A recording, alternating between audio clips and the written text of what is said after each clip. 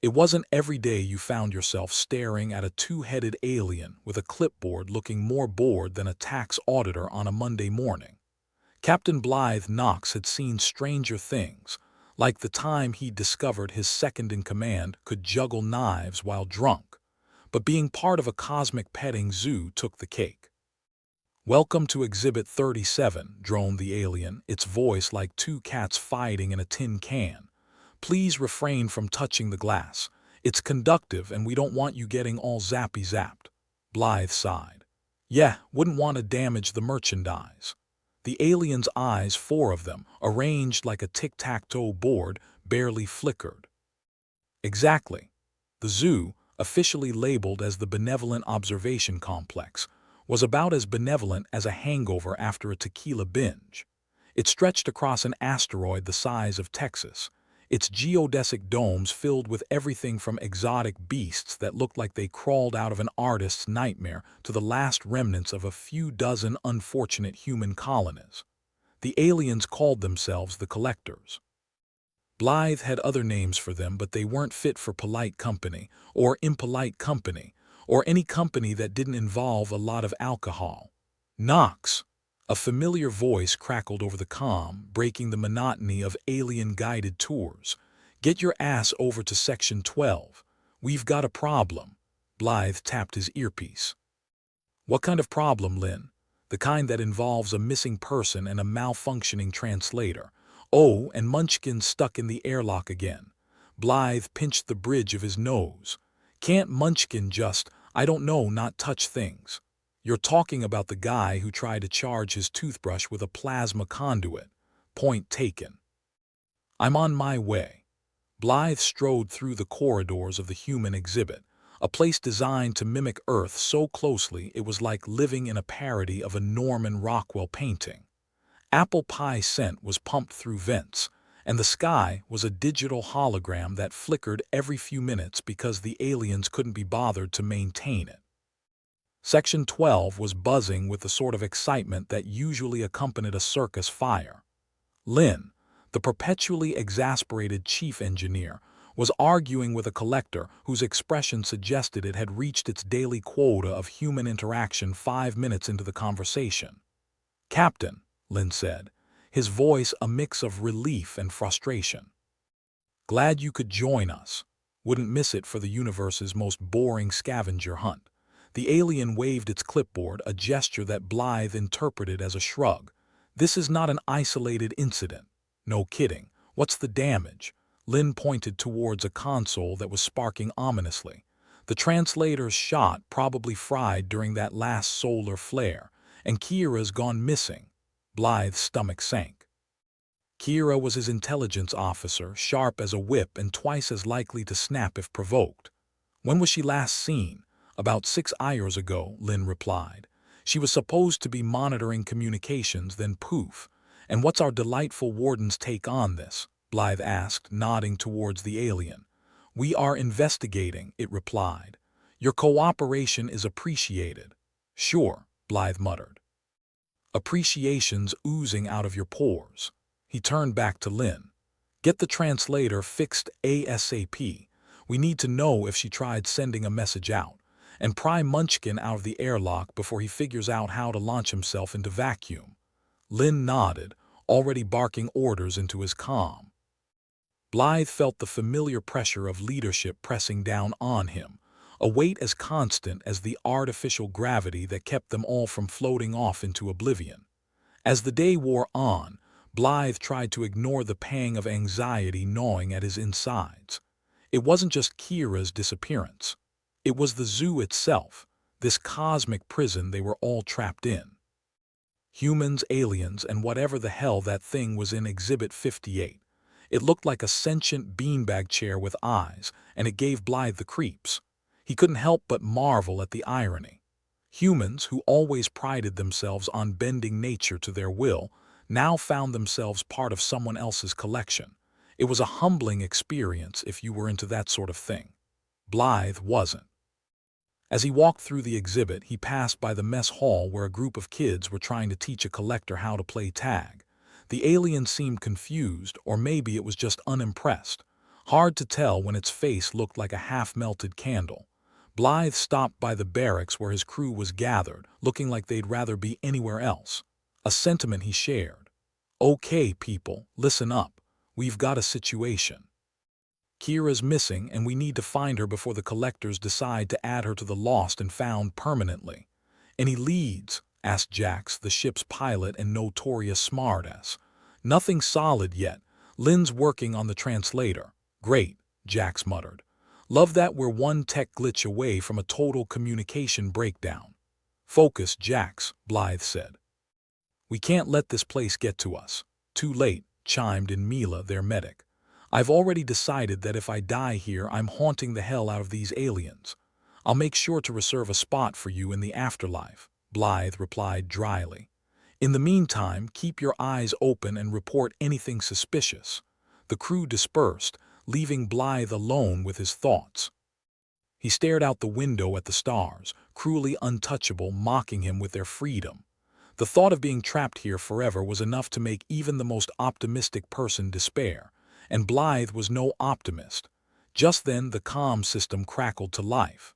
"Captain, you're gonna want to see this," Lynn's voice said, urgency lacing each word. Blythe was back on his feet, adrenaline kicking in like an old habit. "On my way." As he reached the control room, he found Lynn staring at a screen filled with static, interlaced with fleeting images. "We managed to pull something from the last transmission," Lynn explained, his fingers dancing over the console in a way that suggested he'd had far too much caffeine. "And?" Blythe prompted, leaning closer to the screen. "It's scrambled, but I think Kira was trying to send a message out." Blythe's heart skipped a beat. "You mean beyond the zoo?" Lynn nodded. "If it's not intercepted, it might reach other human colonies." "That's a big if," Blythe said. "And if the collectors find out, we'll be Exhibit 38, Lynn finished grimly. Blythe rubbed his temples, the weight of leadership pressing down harder. "Can you trace where she sent it from?" "Working on it," Lynn replied. "But it's gonna take time." "Time we don't have," Blythe muttered. "Let me know as soon as you find something." As he turned to leave, Lynn called out, "Captain." "Yeah, if this works, if we can get a message out." "What then?" Blythe paused, considering the question. "Then we remind these aliens why humans are the galaxy's most stubborn species." With that, he left the control room, determination simmering beneath his calm exterior. They were caged, watched, and underestimated. But they weren't beaten. Not yet. Back in his quarters, Blythe stared at the makeshift map he'd been sketching for weeks, every line a potential escape route, every scribble a calculated risk. There was a knock at the door, and Jack stepped in, looking uncharacteristically serious. "Got a minute, Captain?" "For you always," Blythe replied, gesturing for him to sit. "I've been thinking," Jack said, his voice uncharacteristically somber. "About Kira, this place, everything." And I'm sick of it," Jack said, a fierce intensity in his eyes. "Humans weren't meant to live in cages." Blythe nodded, feeling that familiar fire kindling in his chest. "We'll get out, Jax. And if we don't," Blythe smiled grimly, "then we'll go down swinging." Jax's expression softened, and he nodded. "Good, just wanted to make sure we're on the same page." As Jax left, Blythe felt a renewed sense of purpose. They might be trapped, but they weren't alone. And as long as they had each other, they had a fighting chance. All they needed was a plan, a little luck, and a whole lot of stubbornness. And if there was one thing Blythe Knox had in spades, it was stubbornness. The comm crackled again, Lynn's voice cutting through the silence. "Captain, I've got something." Blythe's heart skipped as he hurried back to the control room, hope warring with caution in his chest. Whatever Lynn had found, it could be the key to everything. Or just another dead end in this cosmic zoo. He was about to find out. Blythe barged into the control room, the automatic door hissing open like an annoyed librarian shushing a particularly loud patron. Lynn was hunched over the console, fingers flying across the keyboard with the kind of dexterity that only comes from spending far too much time avoiding actual sunlight. "Captain," Lynn started without looking up, "you ever hear the one about the human who tried to outsmart alien tech?" "Yeah," Blythe replied dryly. "He ended up as a footnote in an alien comedy show." Lynn snorted. Well, here's hoping we're not the punchline. Check this out. On the screen, a series of numbers and symbols danced like a drunken Kanga line. Looks like gibberish to me, Blythe said, resisting the urge to rub his temples again. His forehead was starting to develop calluses from stress. That's because it is. But I ran it through what's left of our translator software and found that it's a code. Or at least it used to be before the solar flare scrambled it like an egg. So, we've got a scrambled egg. Great, I'm starving. Lynn chuckled. Funny you should say that.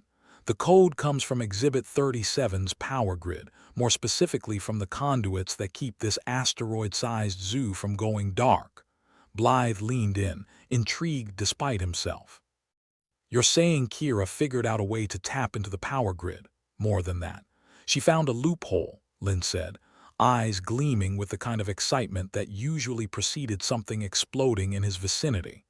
A way to send messages out through the power lines without the collectors noticing. And where does that loophole lead? Blythe asked, trying not to sound too hopeful. That's the catch, Lynn admitted, deflating slightly. I can't trace its exact endpoint without raising alarms. It's like trying to steal cookies from a stingy grandma without waking her up. Blythe grinned despite the gravity of their situation. I always did like cookies. Well, if we're gonna do this, we need to be quick. The alien wardens have been tightening security ever since Kira pulled her vanishing act. Blythe sighed, his momentary excitement tempered by the harsh reality. So, we've got a possible crack in the system but no way to exploit it without getting our asses handed to us. Pretty much, Lynn nodded. Welcome to the fun house. Blythe paced the cramped room, trying to coax an idea from the chaos of his thoughts. Okay, we need a distraction. Something big enough to get the warden's attention but not so big it gets us all killed. How about we start a fight in the mess hall? Lynn suggested, only half joking. It wouldn't be the first time someone's thrown mashed potatoes at a collector. Blythe considered it. Not bad, but I think we need something slightly less suicidal. Lynn leaned back, tapping his chin thoughtfully. What if we stage another malfunction? The collectors love a good tech crisis. It's like catnip for them. That's not a bad idea, Blythe mused. And it would buy us some time to figure out how to tap into Kira's loophole without setting off every alarm in this floating prison. I'll get to work on it, Lynn said, his fingers already dancing over the keys again. Just promise me you won't do anything too stupid in the meantime. No promises, Blythe replied with a wry smile, already heading for the door. Out in the corridor, Blythe passed a couple of crew members arguing over the last stale donut. It was a reminder that even in the dire situations, humans could find something remarkably trivial to bicker about. He made his way to the barracks where a tense energy hummed in the air. Jax was sitting at a table fidgeting with a deck of cards. You look like a man with a plan, he said as Blythe approached. More like a man with half a plan, Blythe replied, sitting down opposite him. Lynn's working on a distraction. In the meantime, I need you to keep everyone from doing anything too heroic. Jax chuckled darkly. Heroic isn't really our brand, Captain. More like reluctantly competent. Good, Blythe said, feeling a spark of camaraderie. Reluctantly competent is exactly what I need right now. As Jax shuffled the deck, Blythe's mind wandered back to the map in his quarters. Every line he drew felt like one step closer to freedom, but also one step closer to disaster. There was no margin for error. Not when failure meant adding another exhibit to the collection. We'll get out of this, you know, Jax said, breaking the silence. One way or another. Blythe nodded, appreciating the sentiment even if he didn't entirely believe it. I know, but until then I've got to keep us all alive. Jax dealt a hand of cards and they played in silence, the rhythm of the game a comforting distraction from the chaos outside. Hours later, Blythe found himself staring at the ceiling in his quarters, sleep as elusive as a human's dignity in this zoo. He was just considering trying to count stars when the comm crackled to life again. It was Lynn. Captain, you're gonna want to hear this. Blythe groaned, rolling out of bed and heading back to the control room. He could sleep when they were free or dead, whichever came first. What have you got for me, Lynn? He asked, stifling a yawn. Lynn looked up from the console with an expression that was somewhere between triumph and fear. "We've got a window to Kira's loophole." "But," Blythe prompted, sensing the hesitation, "but the collectors are onto us. If we try to exploit it now, we risk them shutting it down permanently." Blythe cursed under his breath. "So we're stuck waiting for a better opportunity, pretty much," Lynn admitted. "Unless you've got a magic wand hidden somewhere." Blythe shook his head. "Left it in my other spaceship." They were interrupted by the sound of distant alarms and both men tensed. "What now?" Blythe muttered. Jax's voice came over the comm, sounding uncharacteristically tense. "Captain, we've got a problem." "Munchkin's done something stupid again." Blythe sighed deeply. "What did he do this time?" "Looks like he tried to rewire the airlock to play music. Now it's on the fritz." "Of course he did," Blythe said, massaging his temples. "All right, I'm on my way." As he rushed towards the airlock, Blythe couldn't help but marvel at the absurdity of their situation. Here they were trying to outsmart an advanced alien race, and they couldn't even keep one crew member from turning the airlock into a jukebox. He found Munchkin standing sheepishly outside the malfunctioning door, wires hanging from the panel like the aftermath of a robot's bad hair day. "Captain, I can explain," Munchkin started, but Blythe cut him off with a raised hand. "Save it," Blythe said wearily. "Just tell me how to fix it." Munchkin gestured to the mess of wiring. "I was trying to get the old Earth tunes playing, you know, morale and all that, but I might have crossed a few wires." "A few," Blythe echoed, eyeing the tangle with disdain. Lynn appeared behind him, taking in the scene with a sigh. "All right, let's get this sorted before the collectors decide we're trying to stage a musical coup." As they worked to repair the damage, Blythe tried to focus on the task at hand rather than the mounting pressure of their predicament.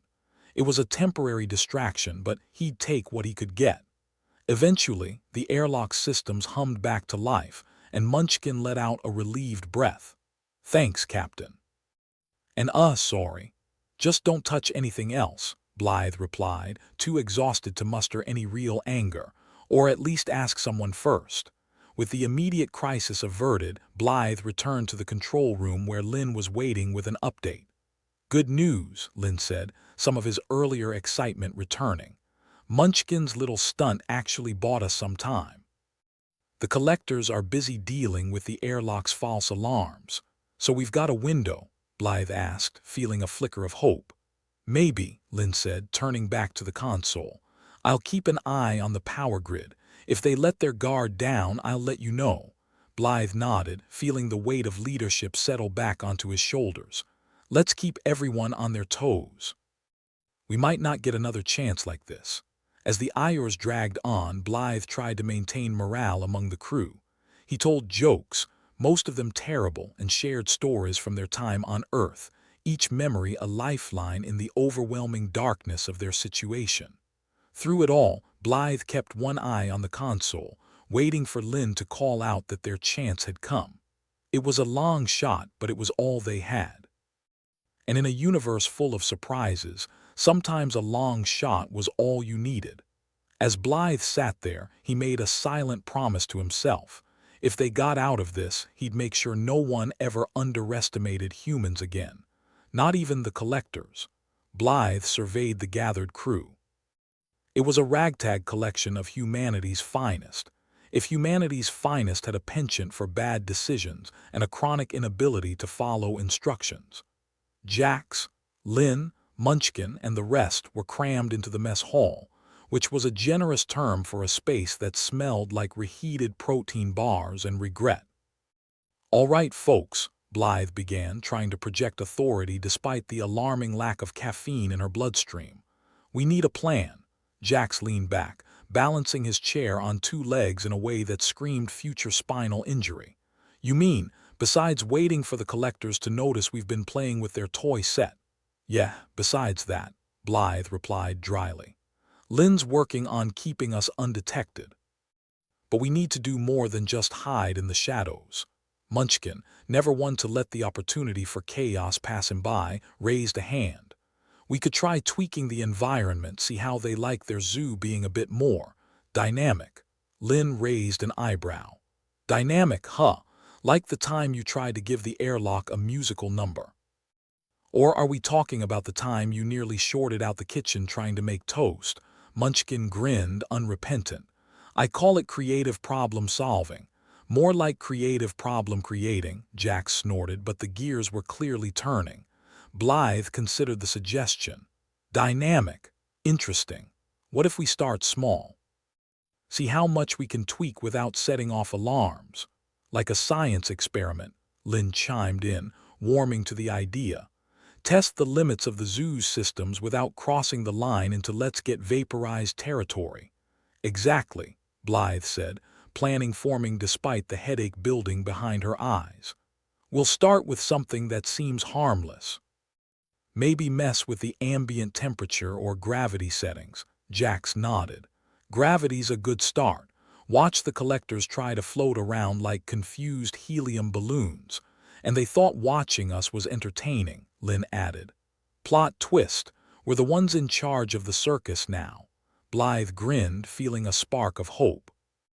It was like finding a forgotten candy bar in a winter coat pocket, unexpectedly sweet and a bit of a miracle. All right, Lynn, you're on tech duty. Munchkin, no offense, but you're on please don't break anything duty. Munchkin shrugged, unfazed. Fair enough. Just let me know when you need some chaos. Lynn and Blythe huddled over the control console, the glowing buttons and switches promising either salvation or doom. Okay, start with something subtle, Blythe instructed, watching Lynn's fingers dance over the keys. How's a minor gravity adjustment sound? Lynn asked, not looking up. Perfect. Just a nudge, enough to make them wonder if someone spiked their alien coffee. Lynn executed the command, and they waited, tense and expectant. The ship's hum shifted slightly, a barely perceptible change that made Blythe's stomach flip. Across the room, Jax's chair legs hit the floor as he adjusted to the new sensation. Feels like we're on a poorly calibrated amusement ride, Jax commented, grinning like a man who just won a free drink. Let's hope the collectors feel the same way, Blythe replied, half expecting alarms to blare at any moment. But the only sound was the steady drone of the ship, as if it were oblivious to the tiny rebellion unfolding within its bowels. Doesn't look like they noticed, Lynn said, relief threading through his voice. Good. Let's keep it that way, Blythe replied. But don't push it. The crew spent the next few hours testing different variables, each adjustment carefully measured. Ambient lighting was shifted to an unnerving shade of green that made everyone look slightly seasick.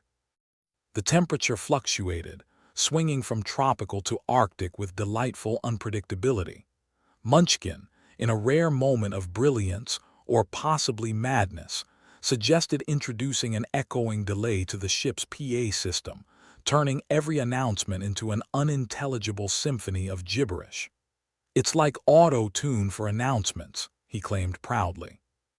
Or a drunk parrot, Jax countered, but the idea was implemented anyway.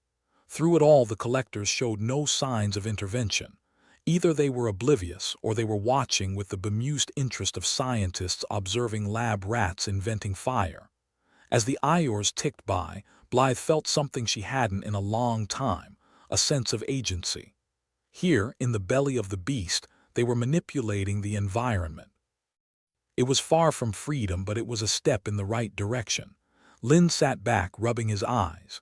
This is actually working. We're not just sitting ducks anymore. More like ducks with flamethrowers, Jax added, dealing another hand of cards. Blythe leaned against the console, watching the crew's spirits lift with each small success. It was a precarious hope, yet it was something to hold onto. So what's next, Captain? Munchkin asked, enthusiasm bubbling under the surface. We keep pushing, see how far we can take it without raising red flags.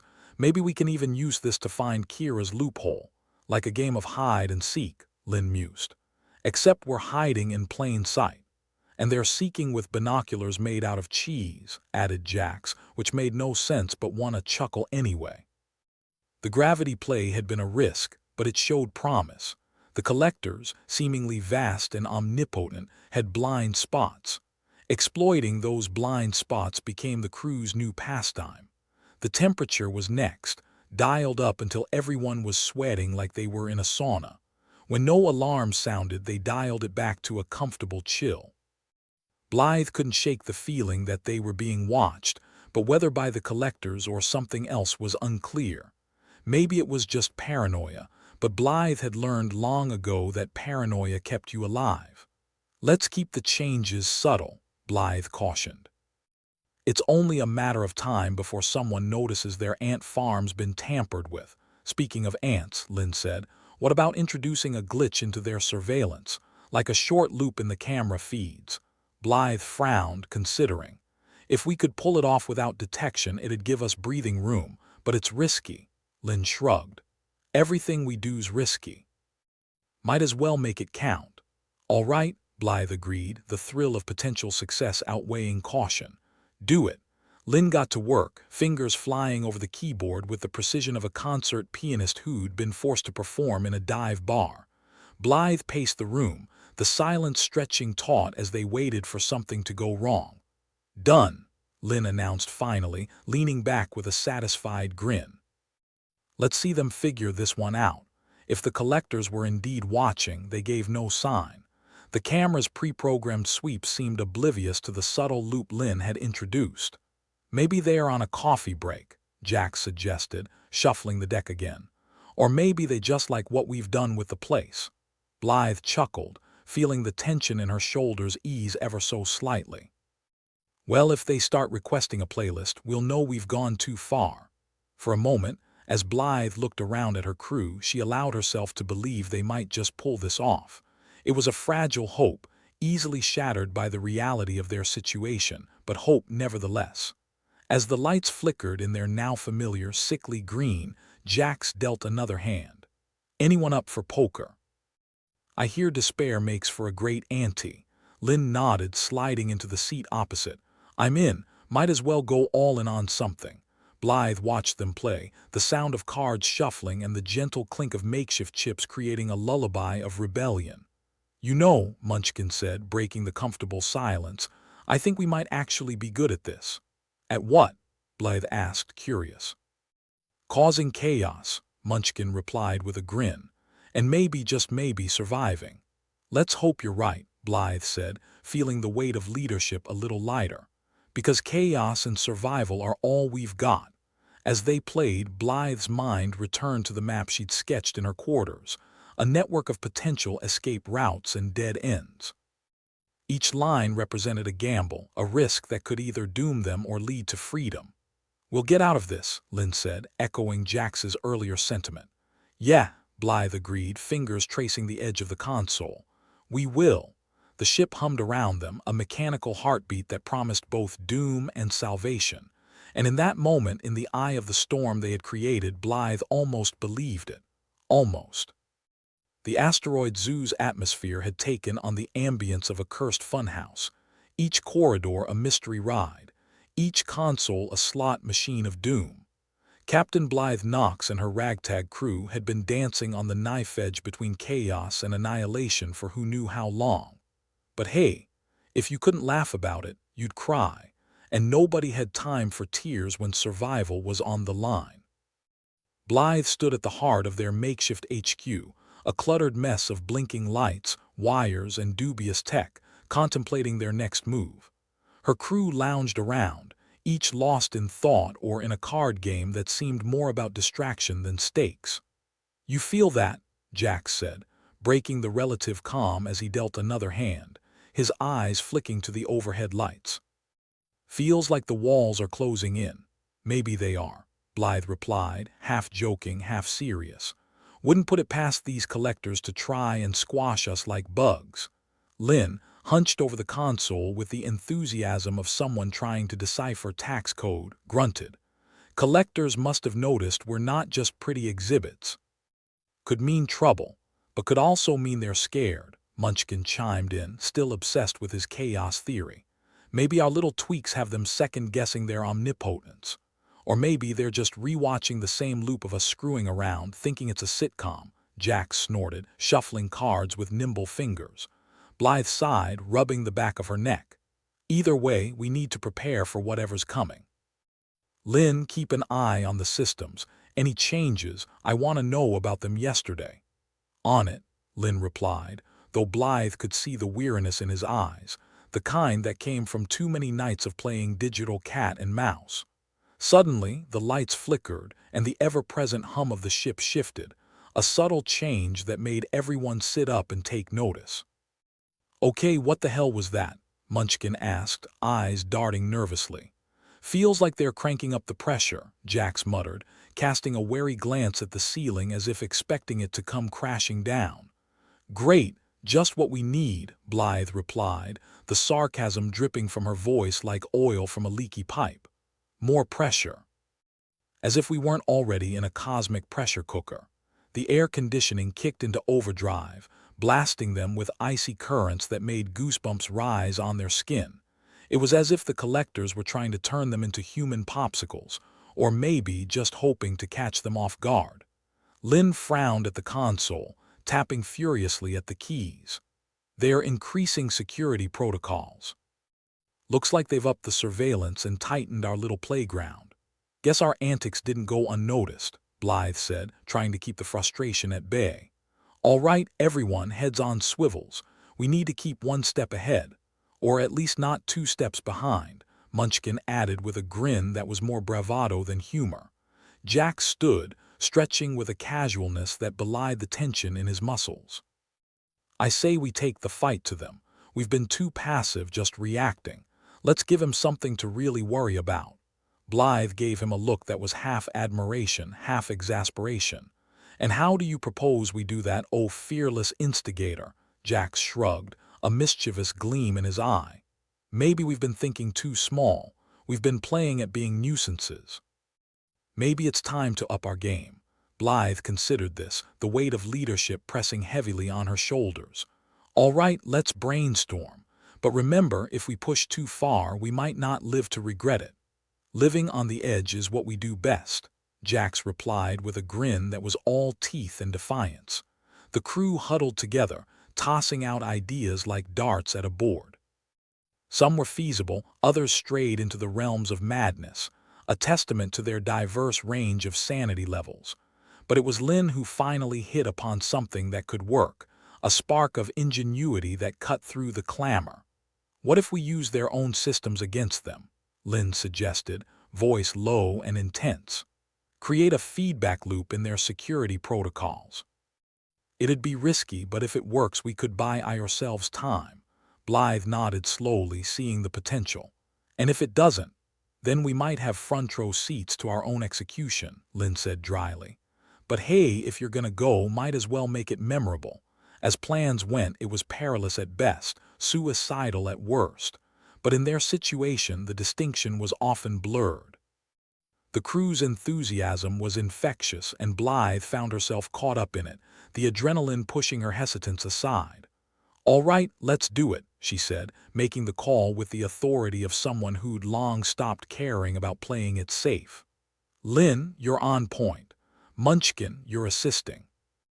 And Jax, try not to blow us up, please." "Aw, where's the fun in that?" Jax replied, but he was already prepping the equipment with the precision of a surgeon who'd rather be a demolition expert. For the next few hours, the room was a hive of activity, the crew working in concert like a well-oiled machine, albeit one with more loose screws than a junkyard robot. Blythe watched them with a mix of pride and trepidation, the clock ticking down on another deadline imposed by fate. Finally, Lynn sat back, eyes bleary but triumphant. "We're set. All it'll take is a flick of a switch, and we'll see if this zoo can handle a little reverse engineering." "Then let's flick that switch," Blythe said, her voice a blend of hope and fatalism. "Lynn, do the honors." Lynn hesitated for a moment, fingers poised above the console, and then he pressed the button. A moment of silence, the calm before the storm, and then the lights dimmed, the ship's hum stuttered, and the air felt charged with static electricity. The alarms didn't blare, which Blythe took as a sign that they hadn't screwed up completely. Yet. "Did it work?" Munchkin asked, eyes darting around as if expecting a squad of alien guards to burst in at any moment. Lynn checked the readings, his expression one of cautious optimism. "Looks like it. We've got about an hour before they figure out what happened and start resetting everything. Then let's make the most of it, Blythe replied, rallying her crew like a general before the final charge. This isn't just about hiding anymore. It's about taking back control. Jax, ever the adrenaline junkie, was already making for the door. Then what are we waiting for? Let's make some noise. With a mixture of trepidation and exhilaration, the crew set out to capitalize on their temporary advantage, each step a calculated risk in the zero-sum game they'd found themselves trapped in. They moved through the corridors, their footsteps echoing in the emptiness like harbingers of rebellion.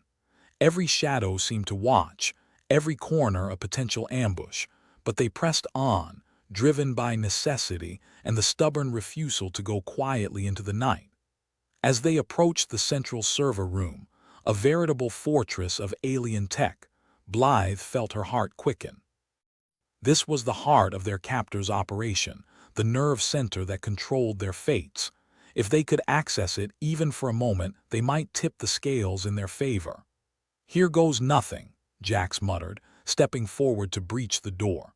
With a hiss of hydraulics, the door slid open, revealing the inner sanctum of the collector's operation. The room was a chaotic symphony of lights and sounds, each machine humming with alien purpose. Munchkin let out a low whistle. "Now that's a sight. I feel like we've stepped into the brain of a giant, evil computer." "Let's hope it's got some vulnerabilities," Lynn replied, already at work on one of the consoles, fingers flying with practiced ease. Time slipped away in a blur of activity, each passing second ratcheting up the tension as Blythe's crew hacked, bypassed, and generally made a nuisance of themselves in the digital playground of their captors. But if there was one law of the universe Blythe knew better than most, it was that nothing good lasted. The system's defenses began to kick in, alarms finally blaring with a vengeance that promised swift retribution. "Looks like our time's up," Jax said, backing away from a console that was flashing angrily. "We need to get out of here, and fast." Blythe nodded, adrenaline spiking as she rallied her crew.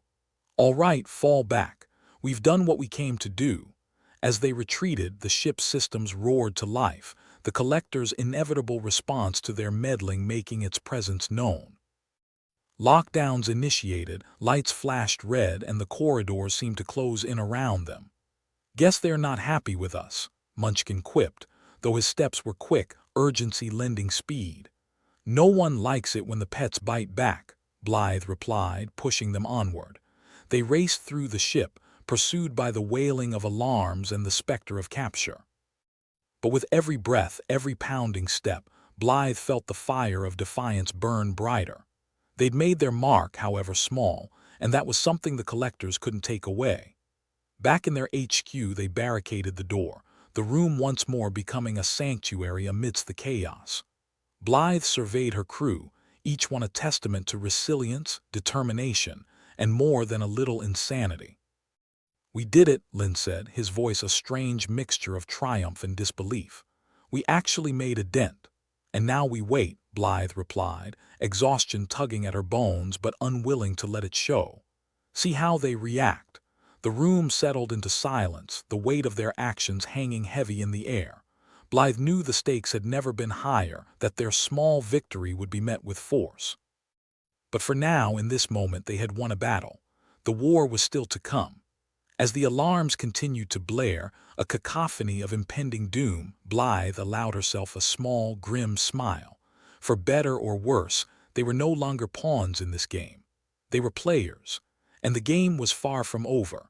The alarms wailed like a choir of banshees who just found out they were on the menu. Blythe Knox felt the cold sweat trickling down her neck, and she wasn't sure if it was the immediate danger or the recycled air's sudden decision to mimic a sauna. Either way, they were in it now, knee-deep in trouble and not a lifeline in sight.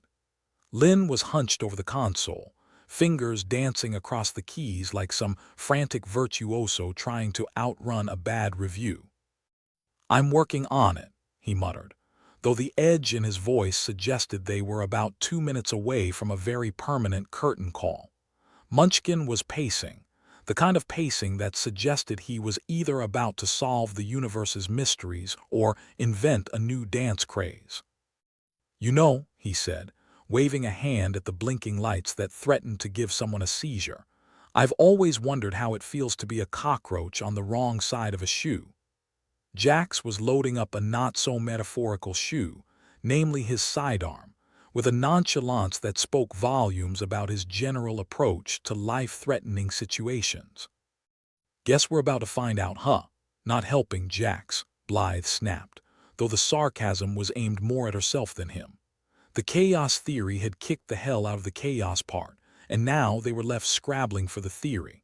The door rattled ominously, as if reminding them that metaphors wouldn't do much against a phalanx of pissed-off alien guards. The collectors were coming, and they weren't bringing cookies. Blythe could almost hear their two-headed alien overlords spitting nails, or whatever the alien equivalent was, back in their high-rise on the sinister side of the asteroid. "All right, listen up," Blythe said, trying to inject some defiance into her voice. "We've made it this far. We're not rolling over now. Lynn, any luck with giving us an edge?" Lynn's face was a mask of concentration or constipation. It was hard to tell under the harsh lighting. "I've got a few tricks left, but it's like sticking a fork in a blender. Could end up making a mess." "Better than being the mess," Jax pointed out, still fully committed to his role as the team's resident optimist, though in their case optimism was a relative term. Blythe nodded, knowing they were outmatched, outgunned, and possibly out of their minds. But hope was a stubborn thing like a cockroach in a twister, and she intended to cling onto it with both hands.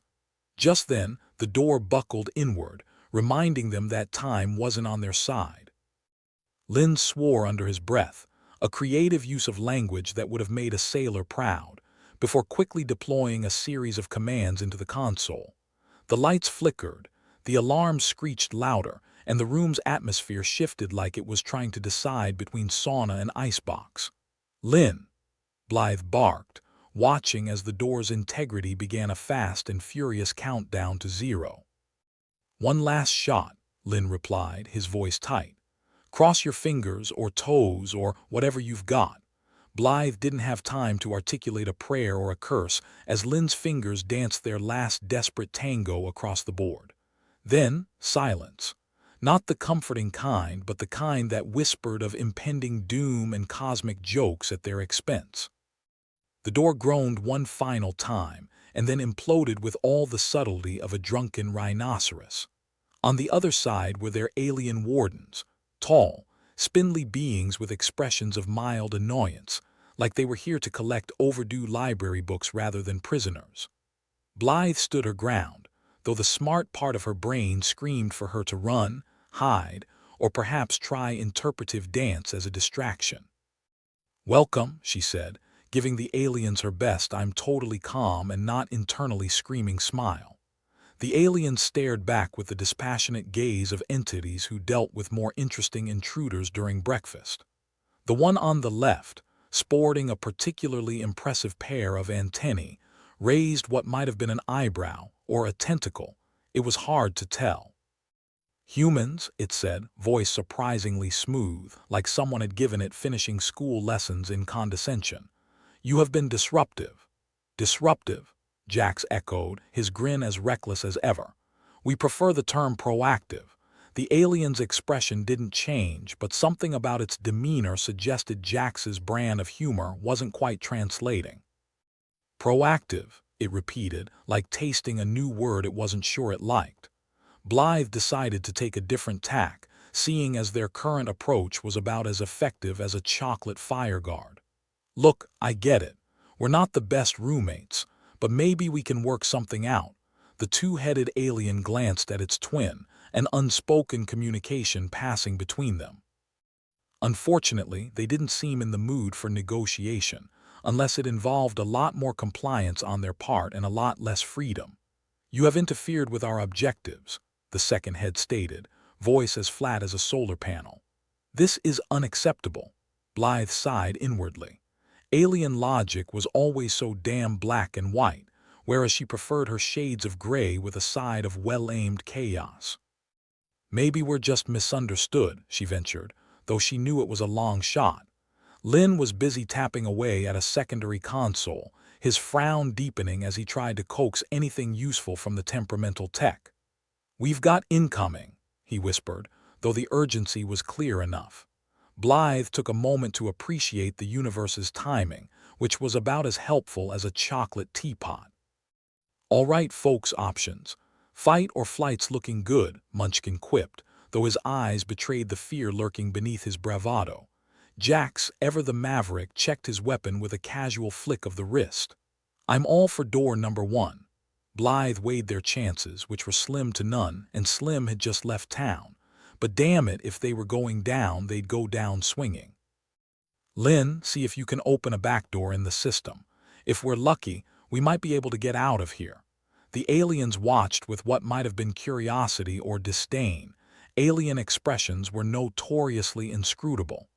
"Resistance is futile," the first one stated, some cosmic law of narrative inevitability giving weight to its words.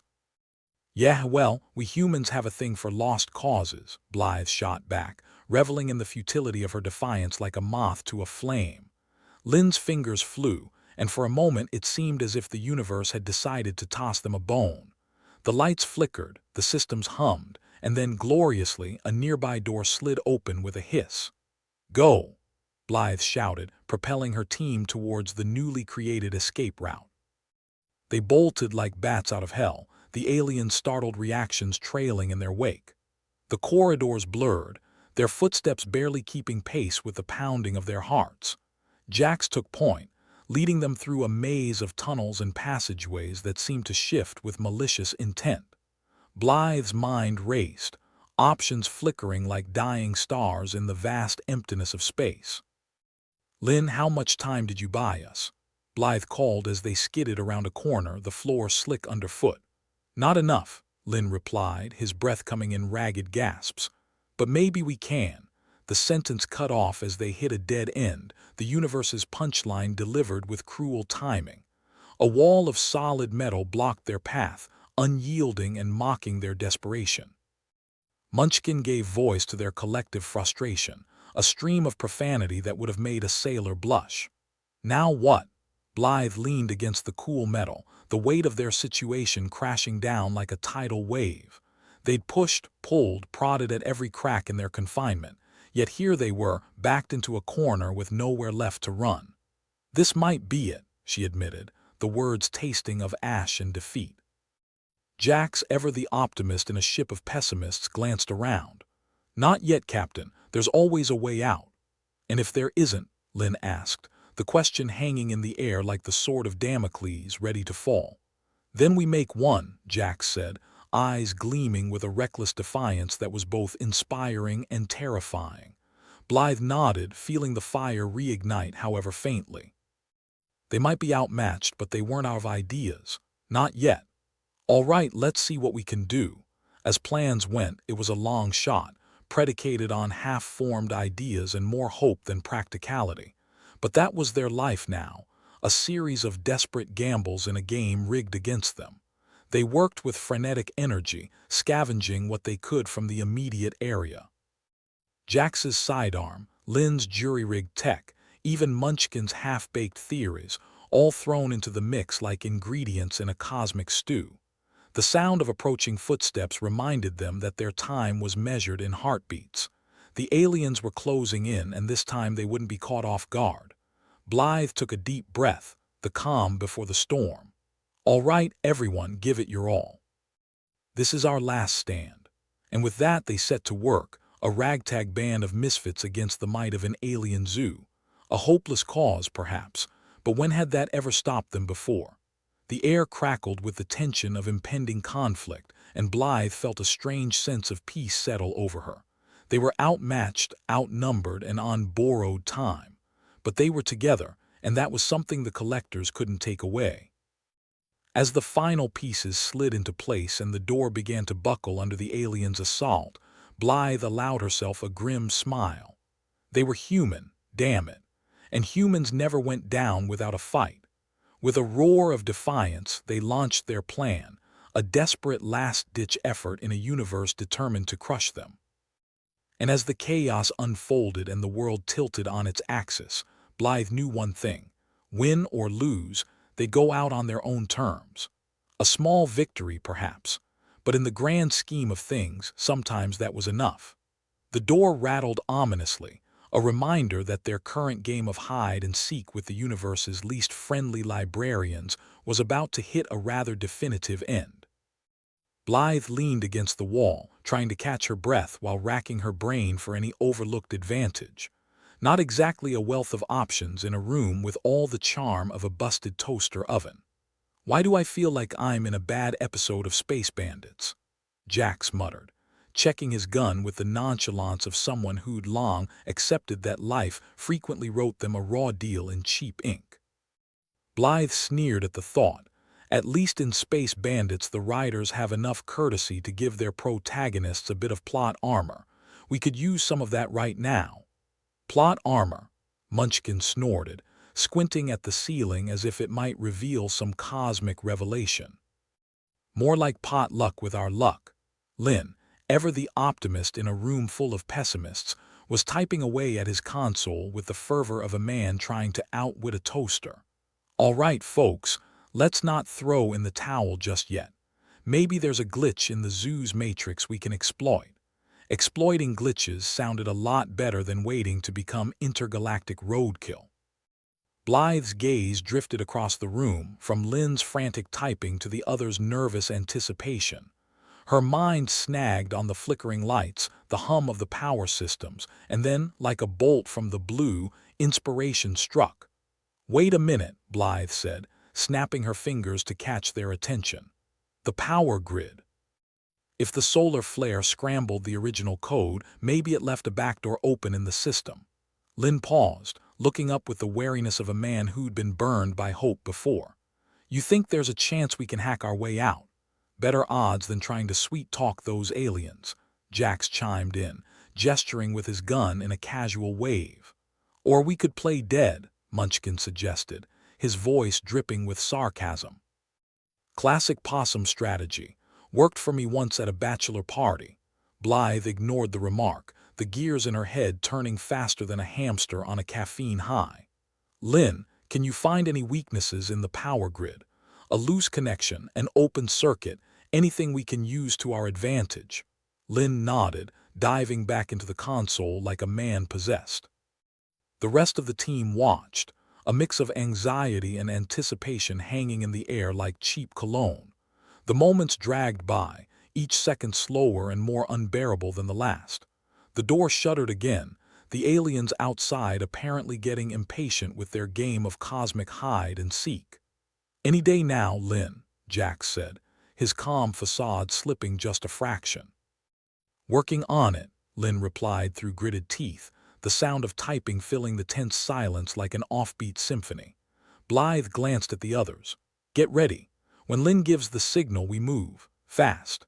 Jax and Munchkin nodded, their expressions set. It was a long shot, sure, but long shots were all they had left. Besides, Blythe figured if they were going to go out, they might as well do it with style. "Found it," Lin exclaimed, his voice a mix of relief and triumph. "There's an overload sequence built into the system. If we can access it, we might be able to blow the power long enough to slip out." "Isn't that a tad, I dunno, risky?" Munchkin asked, raising an eyebrow. "Risky," Jax scoffed. "We're already living in a 24/7 risk fest." "What's one more roll of the dice?" Blythe nodded, clapping Lin on the shoulder. "Good work, get it ready, we'll cover you." Lin's fingers danced over the keys with renewed zeal, while Blythe and the others positioned themselves by the door. It was time for a little showmanship, human style. "Think they'll be mad we broke their zoo?" Jax asked, checking the charge on his sidearm. "I'll put it on their suggestion card," Blythe replied, grinning despite herself. "Right next to more bathrooms and better cafeteria food." Munchkin chuckled, though the sound was tinged with nerves. "Ever the optimist, Captain." The door trembled on its hinges, and the aliens' chatter grew louder, a reminder that their time was running out. Blythe's heart pounded in her chest, a relentless drumbeat driving her forward. "Here we go," Lynn said, hands poised over the console. "On my mark, 3, 2, 1. The lights flickered, and for a moment the world seemed to hold its breath. Then the room plunged into darkness, an electric hum filling the air as the power grid surged and faltered. "Go, go, go," Blythe shouted, leading the charge through the newly opened door, the corridor beyond lit by emergency lights that flickered like anxious fireflies.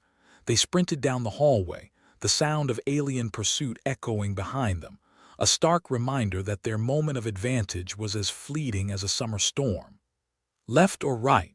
Jax called, skidding to a halt at a fork in the path. "Right," Lynn shouted, his voice carrying the authority of a man who'd mapped out every inch of their prison in his mind. The team veered down the right-hand corridor, feet pounding against the metal floor, the air heavy with adrenaline and fear. Behind them, the aliens were closing in, determined not to let their human exhibits slip through their fingers. Blythe's mind worked overtime, running through plans and contingencies with the speed of light. They needed more than just a head start. They needed to disappear. And what better place to vanish than amongst the chaos of the zoo's exhibits? "Split up," Blythe ordered, her voice firm. "We double back and meet at Exhibit 37. Isn't that where they keep the really angry, people-eating creatures?" Munchkin asked, his voice a blend of sarcasm and genuine concern. "Right," Blythe confirmed, her grin a flash of white in the dim light. "Perfect for throwing off our friends." Jax nodded, already moving. "Catch you on the flip side." The team scattered, each member taking a different path through the maze-like corridors. Blythe stayed focused, her mind sharp despite the odds stacked against them. The exhibits blurred past her, a kaleidoscope of alien wonders and terrors, each one a reminder of how small and insignificant they were in the grand scheme of things. But insignificance had its uses, namely, slipping through the cracks. With a final burst of speed, Blythe reached Exhibit 37, slipping inside as the door hissed shut behind her. The room was dimly lit, shadows dancing across the walls like specters at a wake. Jax was already there, checking his weapon with the calm of a man who'd been through this kind of insanity before. "You think Lynn and Munchkin made it? Depends on how lucky they're feeling," Blythe replied, scanning the room for any sign of movement. As if summoned by the mention of his name, Lynn stumbled through the door, panting heavily but otherwise intact. "Made it," he gasped, sliding down the wall to catch his breath. "And Munchkin?" Blythe asked, though the answer came in the form of a familiar figure bursting into the room, his expression a mix of relief and exasperation. "Next time, remind me to pack my running shoes," Munchkin wheezed, collapsing beside Lynn. That was too close for comfort. Blythe nodded, her mind already working on their next move. "We're not out of the woods yet. We still need a way off this rock." "Suggestions?" Jax asked, his tone more serious than usual. "Working on it," Blythe replied, though she knew their options were limited. The zoo's corridors were a labyrinth, and the aliens weren't likely to give up their chase easily. Lynn checked his console, a frown creasing his brow. "We might be able to tap into the external comms, send a distress signal, and hope someone out there still likes us enough to answer," Munchkin added, though he didn't sound particularly optimistic.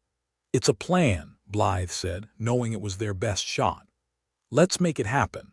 The team got to work, their movements efficient and focused despite the chaos lurking just outside their sanctuary. They knew the odds, understood the stakes, but that didn't stop them from fighting. It never had.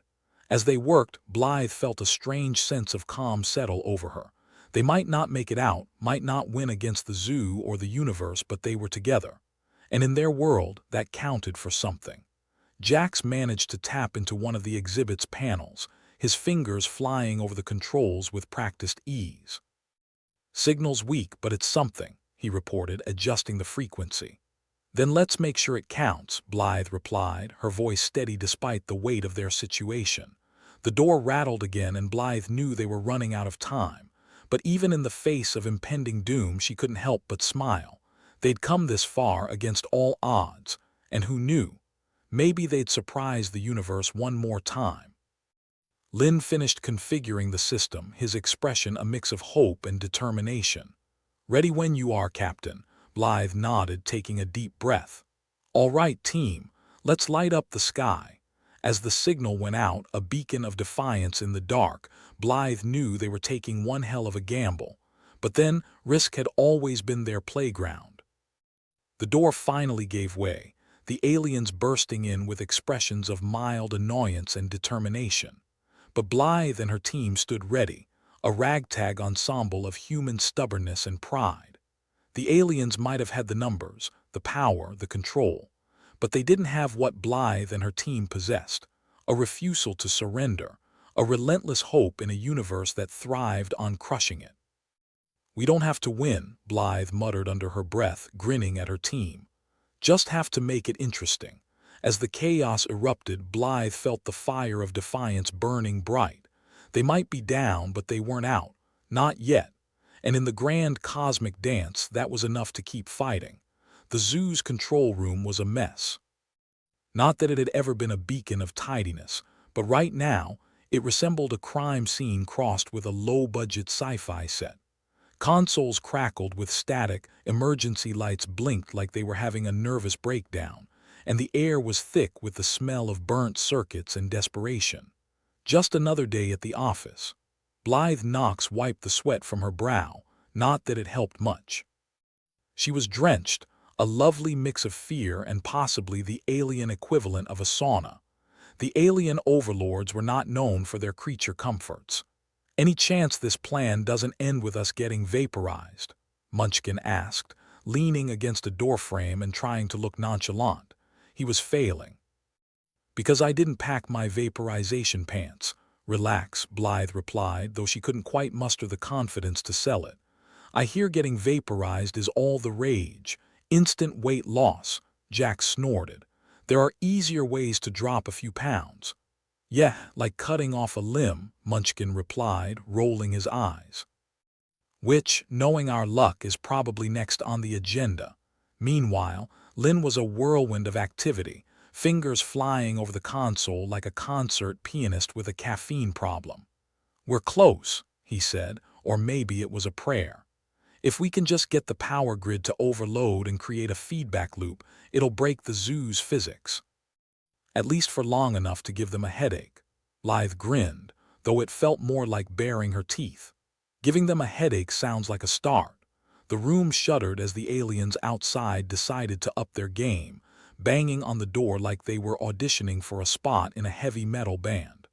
Blythe could almost picture their expressions, 2 heads per alien, each head probably sporting a look of extreme displeasure.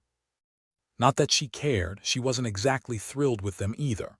"Okay, people, gather around," Blythe ordered, motioning them closer. "Here's the deal. We make a break for it, hit the grid, break physics, like we've got a choice in the matter," Munchkin muttered. "And then we outrun the angry space zookeepers. Simple, right?" "Simple," Jack said, loading his sidearm. "But not easy. Details," Blythe replied with a shrug. "Let's make some noise." As Lin entered the final sequence, the room's lights flickered again, casting the crew in a surreal glow. It was like standing in the world's most depressing disco. The door continued its impression of a drum, each beat reminding them of the urgency of their situation. "Ready?" Lin asked, his voice barely above a whisper. "Born ready," Blythe replied, taking a deep breath and centering herself. After all, what good was a captain without a bit of bravado? Lin hit the final command and everything went to hell in a handbasket. The power surged, lights blazed, and the console exploded in a shower of sparks that would make a pyrotechnician proud. "Showtime!" Blythe yelled, and they bolted for the exit like a herd of particularly panicked cats. The corridor was a blur of sound and light as they sprinted toward the main power grid. Blythe led the way, her mind a cocktail of adrenaline and sheer bloody-mindedness.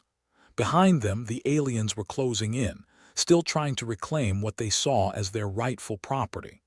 "Any bright ideas if this doesn't work?" Jax asked, keeping pace with surprising ease. "Yeah," Blythe replied, dodging a fallen beam as if she'd been doing it all her life. "Run faster." Motivational speaker, you are not, Munchkin huffed, his breath coming in ragged gasps. Hey, if I survive this, maybe I'll consider a career change. They reached the power grid at the heart of the zoo, a massive structure of pulsing energy and ominous humming. It looked like something out of a mad scientist's fever dream. Lynn, do your thing, Blythe commanded, heart pounding. Lynn nodded, diving into the console with the fervor of a man on a mission. Give me a sec. Almost there. A second later, the grid started to glow brighter, the energy levels rising like a thermometer in hell. The aliens were close, their footsteps echoing down the corridor like the ticking of a really pissed-off clock. Brace yourselves, Lynn shouted over the din, his voice barely audible above the rising crescendo. The grid exploded in a dazzling array of colors, energy arcing across the room and breaking the very laws of reality. For a moment, everything was chaos, a wild, uncontrollable surge of power that seemed to tear at the fabric of existence itself. And then, silence. Blythe opened her eyes when had she closed them, and took in the scene. The grid was a smoking ruin, the air thick with the smell of ozone and burnt expectations. The aliens were, well, less than thrilled, judging by their frantic gestures and the way their heads seemed to be arguing with each other. We did it, Lynn breathed, his voice tinged with disbelief. We actually did it. Of course we did, Blythe said, though her heart was still pounding like a drum. Wasn't there a plan B?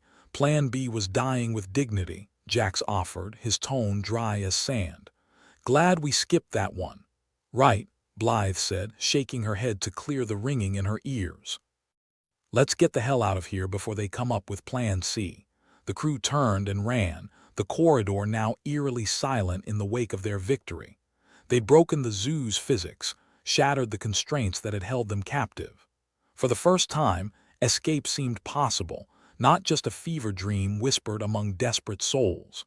Think they'll remember this one in the history books? Munchkin asked as they sprinted toward freedom. Depends on who writes them, Blythe replied, grinning at the thought. But I like to think we just made ourselves a footnote at least. Behind them, the zoo was waking up, the aliens scrambling to regain control of their precious exhibits. But Blythe and her crew had done the impossible, achieving what no one thought could be done. They'd outsmarted the alien wardens, proving that human stubbornness and ingenuity were forces to be reckoned with. As they reached the exit, Blythe couldn't help but laugh, a wild, triumphant sound that seemed to echo through the corridors. Against all odds, they'd made it.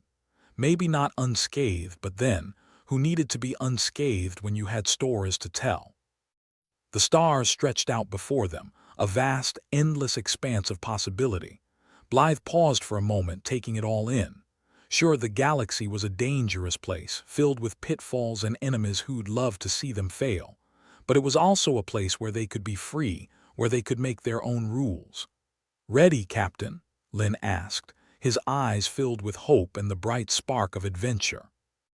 Blythe nodded, her heart blazing with exhilaration. Always, let's see what's out there. With that, they slipped through the exit, leaving behind the chaos of the zoo and stepping into a future that was theirs to shape. And as they sailed into the stars, Blythe couldn't help but feel a sense of satisfaction. They'd defied the odds, broken the rules, and come out stronger for it. In the grand game of the universe, they'd won. Not bad for a bunch of unruly humans, Blythe thought with a grin. Not bad at all. As the crew emerged from the zoo's exit, the artificial atmosphere smothered them like a wet wool blanket, heavy with the mixed aromas of burnt circuits and alien frustration. The aftermath of their escape plan lay behind them, a tangled mess of sparking wires and bewildered aliens trying to unscramble their double noggins. Well, that was fun, Munchkin panted, still catching his breath. In that let's never do that again sort of way. Blythe grinned, despite the sweat and grime caked onto her skin. You know the best part? She asked, casting a sideways glance at her ragtag bunch of survivors. We broke out of a cosmic petting zoo without becoming toast. Lynn chuckled, exhausted but sporting a victorious gleam in his eyes. Not bad for a bunch of hairless monkeys, huh? Monkeys with attitude, Jax corrected, checking his sidearm with the casual air of a man who just walked out of a grocery store and not an interstellar zoo run by bipolar aliens. Let's not forget the attitude. Blythe nodded, her eyes scanning the horizon. The bleak, steel-gray landscape of the asteroid stretched out before them, an expanse as inviting as a politician's smile. But it was their hell for now, and at least they didn't have glass walls reminding them of their status as cosmic curiosities. "So what's the plan, fearless leader?" Munchkin asked, trying to sound nonchalant but failing, his voice still tinged with the aftershocks of adrenaline. "Because I'm fresh out of ideas that don't involve run or hide." "Same plan as ever," Blythe replied, her voice laced with a dry humor that belied the seriousness of their situation. "Don't die. Maybe even find a way to stick it to the collectors if we're feeling ambitious." "Ambitious is overrated," Jax grunted, peering out into the bleak asteroid plains. "I'd settle for alive." Lynn tapped furiously on a handheld console, still buzzing with the high of their improbable success.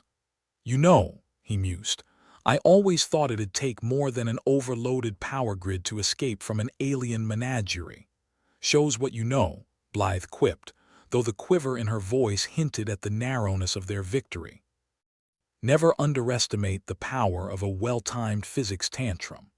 As they trudged along the cold, uneven surface of the asteroid, the gravity somehow even less encouraging than their chances, Blythe took stock of their ragtag band. A bunch of cocky, stubborn humans who'd somehow managed to thumb their noses at the galactic equivalent of a velvet rope. "Ever think about how crazy this is?" Munchkin asked, breaking the silence that had settled over their group like an uncomfortable blanket. "I mean, one minute you're a nobody on Earth, the next you're a star exhibit in a zoo for alien overlords." Blythe laughed, a short, sharp bark that echoed in the stillness. "That's life for you. One moment you're sipping coffee, the next you're a main attraction for some interstellar freak show."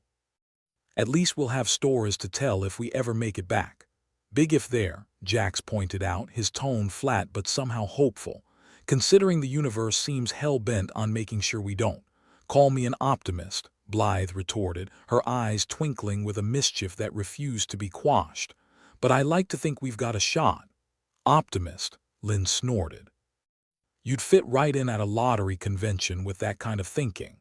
The asteroid's surface was an unending maze of craters and jagged rocks, and each step felt like a lesson in cosmic punishment. But they'd made it this far, and Blythe refused to let the universe's crappy sense of humor be the final word. "Hey, when we get out of this," she said, injecting a renewed energy into her voice, "first round of drinks is on me." "Deal," Jax agreed with a weary nod. "Just make sure they serve something stronger than reality." Blythe nodded, her gaze fixed on the horizon. "We'll get there," she said, her voice a low promise. "We have to." As they continued their trek, the reality of their situation started to settle in. The zoo might have been behind them, but the collectors were still out there, lurking, waiting for any chance to reclaim their lost exhibits. A shadow that refused to let go, like a bad hangover that just wouldn't quit. "So, Captain," Lynn said, breaking the tension with a grin, "any chance we can avoid jumping into the next frying pan?" "I'll try," Blythe replied, though she couldn't help the wry smile that tugged at her lips. "But no promises. You know how fond the universe is of irony and cosmic slapstick," Munchkin added, his grin widening. "Let's not forget that. Our lives are a comedy, aren't they?" Jax quipped, his voice tinged with dark amusement. "A never-ending loop of bad jokes and pratfalls." Blythe shrugged, her gaze fixed on the distant stars. "They might be laughing up there," she said, her tone resolute. "But at least we're the ones still standing." And that was the truth of it. Against all odds, they'd broken free, defied the rules, and made their mark. Maybe it was a small victory in the grand scheme of things, but it was theirs, and that was enough to keep them going. As they trudged on, a new determination settled over the group, a shared understanding that they'd faced the worst, and somehow they'd survived. The universe might have been a cruel, relentless place, but they were still here, still fighting. "Think we'll ever get used to this?" Munchkin asked, his voice a mix of wonder and disbelief. The whole life on the edge thing. I hope not, Blythe replied, her eyes shining with a fierce light. Because as long as we're uncomfortable, it means we're still alive. Here's to uncomfortable, Jack said, raising an imaginary glass. To uncomfortable, the others echoed, their voices a quiet chorus in the vastness of space. And so they continued, each step a testament to their resilience, their stubborn refusal to bow to the universe's whims. They might have been a bunch of unruly humans, but they were also survivors. Survivors with stories to tell, with futures to shape. As they moved forward, Blythe couldn't shake the feeling that this was just the beginning. There would be challenges ahead, battles to fight, and a universe waiting to be explored. But for now, they'd take it one step at a time, embracing each moment as it came. You think they'll remember us for this? Lynn asked, his voice quieter now, thoughtful. Maybe, Blythe replied, her gaze drifting to the stars. Or maybe we'll be just another footnote in some alien history book. Either way, we'll know what we did. That's what matters, right? Munchkin said, a grin spreading across his face. Right, Blythe agreed, feeling a strange sense of peace wash over her. That's what matters. The stars stretched out before them, a vast, endless canvas of possibilities. And as they stepped into the unknown, Blythe felt a thrill of anticipation. The journey would be long, the road ahead uncertain. But together they were unstoppable. Here's to the humans, she thought, her heart swelling with pride. Here's to us. With a final nod, they pressed on, leaving the chaos of the zoo behind them. The galaxy awaited, and they were ready to meet it head-on. It wouldn't be easy, but then, what good story ever was?